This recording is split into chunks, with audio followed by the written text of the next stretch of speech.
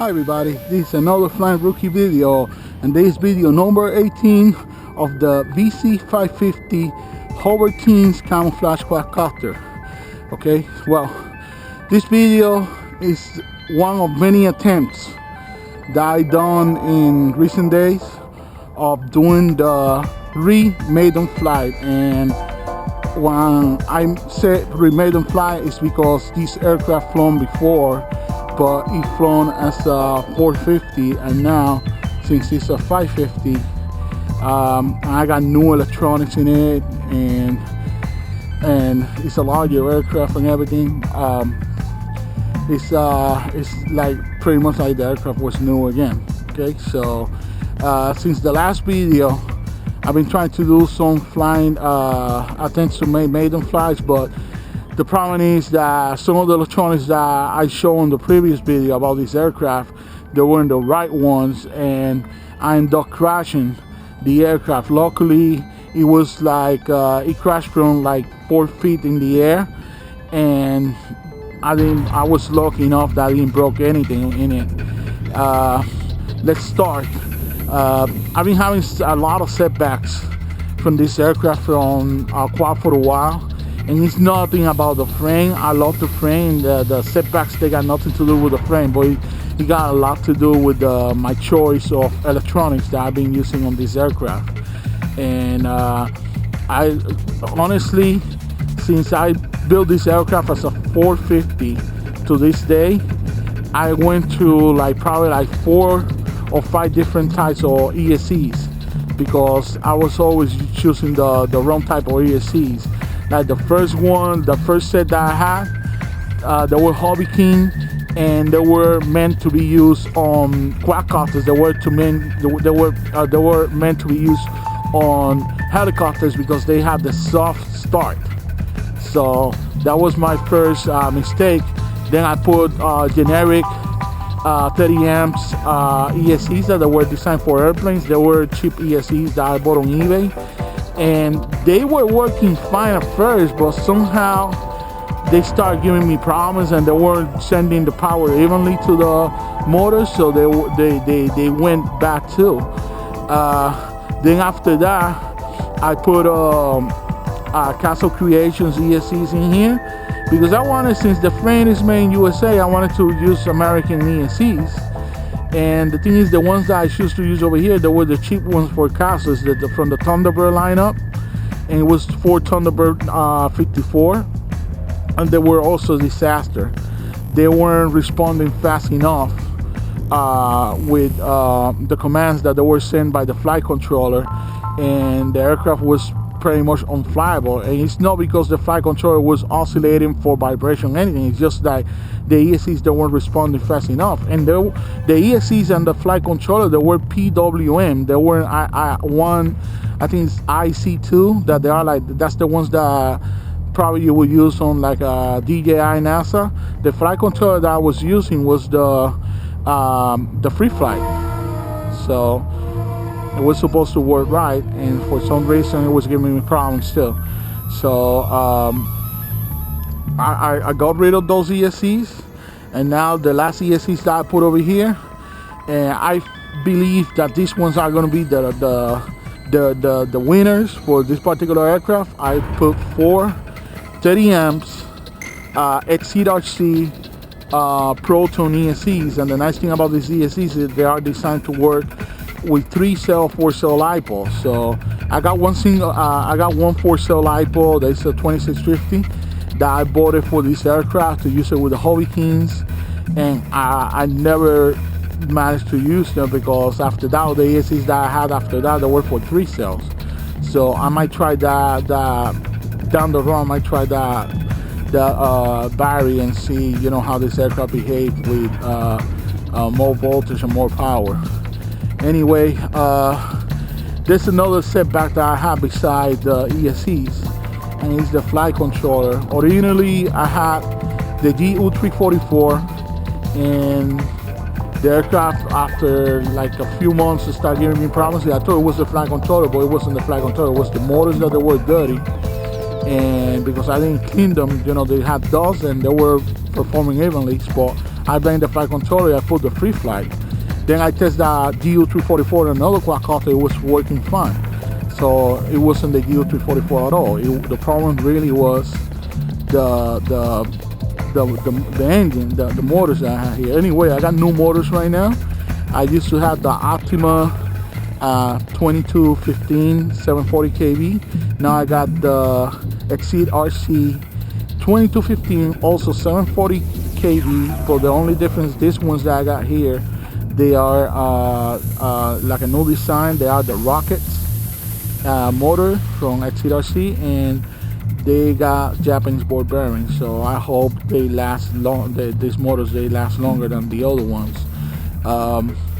One more thing about this is that the flight controller, the free flight, that I was looking forward so much to try, and now that I got everything that was meant to be used on this aircraft, I made some. Of course, that's why I put that name on my channel, The Flying Rookie. I make a very ugly rookie mistake, and I damaged the flight controller. And how I did it? Well, I went to the iCycles forum and I saw that they came out with a latest manual for the FF free flight. They show something, they show steps that you can follow so you can calibrate all 4 ESCs at the same time through the flight controller. And I did that. I tried to do that, and I didn't have no need to do that because the ESCs that I had in the aircraft, they were already calibrated perfectly. You know, I calibrated one by one, directed to the receiver, and then I plug it into the flight controller. So there was no need. But I said, you know what, since I'm learning so much about the flight controller, I figured out a million things about it. Let's do that. Let's just calibrate the ESCs like that. So I did some missteps about the procedure of doing that, and for some reason the software that you use to program the free flight, it switched from PWM to IC2, and it damaged the flight controller. So I had to put back the GU344 over here. And I know it's not the greatest flight controller, but it's like I say many times in all the videos that I had, that flight controller is like it's dumb proof, it's child's proof. That thing, there's no way you can get it wrong with a flight controller because it's so easy. So anyway, I ordered another free flight from Good Luck Buy, so I should get it like in a few weeks from now. So in the meantime, I'm gonna fly this with the flight control, the GU344. And one of the most important things about me trying to fly this with the free flight is because the free flight is designed to control a 2-axis gimbal camera mount, and I had a gimbal camera mount that I wanted to try that is designed for the GoPro, but since I damaged that, the GU344 is just to fly the aircraft. It doesn't do anything that will control the flight controller of the not the flight controller. It doesn't do anything that will control the 2-axis gimbal camera mount. So I just put the regular GoPro skeleton case. I don't have a GoPro mounted there. I do have 2 GoPros, but since this is a test flight, I don't want to put any equipment in here. I just left the GoPro case over there doing nothing. So I'm just gonna try to fly it and see how it goes. Right now it's a little bit breezy, but since this aircraft is larger than, it's the largest of all my quadcopters. This one is a 550. It should be okay. It shouldn't be that much of a problem. So I'm gonna turn the radio on right now. Enough talking, like I always do in all my videos. We just turn the radio on. Also, another thing that I did is I got 2 memories of this same aircraft, because the thing is, when you use the GU344, the servo reversing is different from the free flight flight controller. So I wanted to leave that intact, those settings intact, because I'm gonna put that flight controller back in here once I get it from Good Luck Buy. So I make a copy of the memory and I set up the servo reversing to work with the GU344. So I'm gonna proceed to lock the throttle on my controller, and now I'm gonna plug the battery.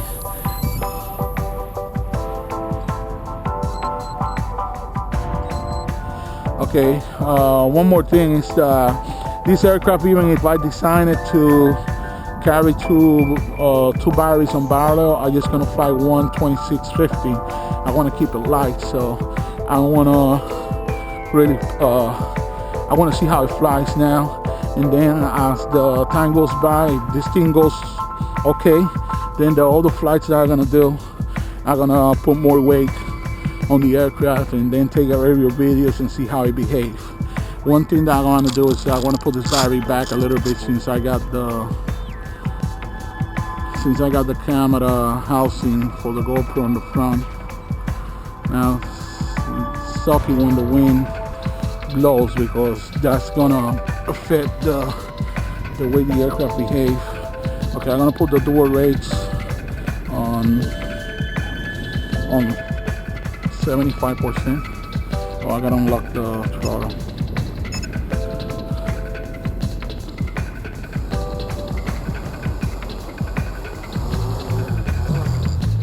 Okay, it looks like it's gonna fly right, but I just chicken out because it's the wind behind me.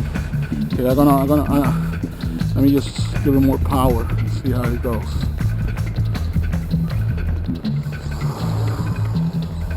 Alright, well, it looks like it's flying good. Oh, yes, I gotta trim the.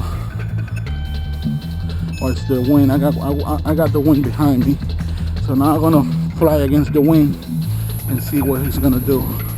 If the wind's coming from now, it's coming from my front. Let's see how I do. I want to find out why it needs streaming, or if that's the wind that just carrying the aircraft away. Let's go again.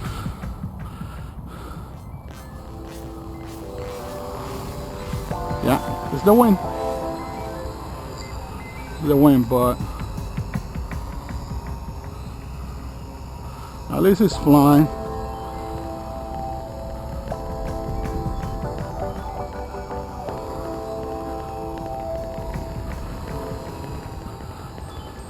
Now let me just go away from that fence because I don't want to break props because I don't have spare.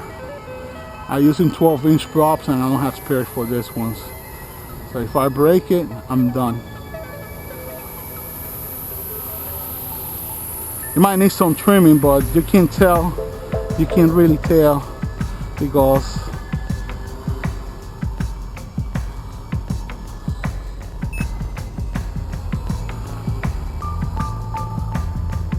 you know the damn wind doesn't, you know, like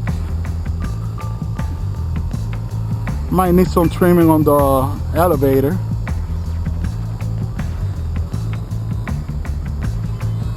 Yeah, I'm gonna land because it's way. Now I like the way this motor sounds and the way the propeller, the authority that this aircraft got with this propellers. You know, it's got powerful motors. It got large propellers, so that's really nice. Yeah, but like I said, you cannot really trim an aircraft the proper way if you got the wind blowing. You know, I know this aircraft needs trimming. You know, if I had an access to like a basketball court, I would just go and fly there. So I'm gonna land it because there's no chance. There's no reason for me to risk to crash it and then wait, you know, a long time to get the parts that I need. So I'm just gonna finish this flight right now. Okay, so at least, you know, the aircraft flies, it works nice and everything. I really like the way it's performing. So the next video that I'm gonna make, I'm gonna do the trimming as long as there's no wind out there, and then after that, maybe in that same video, once I do the trimming, I'm gonna mount my second GoPro in there. Yeah, I'm gonna try some aerial video from this aircraft and see how it works. Actually, yeah, no, the wind just can't come down a little bit, but I know as soon as I go to the air, I know how Mother Nature is. Sometimes she's a biatch, and by the time I put this thing in the air again, it might blow again and it might make me crash, and that's something I don't want to do. Okay, so this is it of video number 18 of the Hoverthings VC-550 camouflage quadcopter, formerly known as the VC-450. Okay, so I'll see you guys next time. Bye.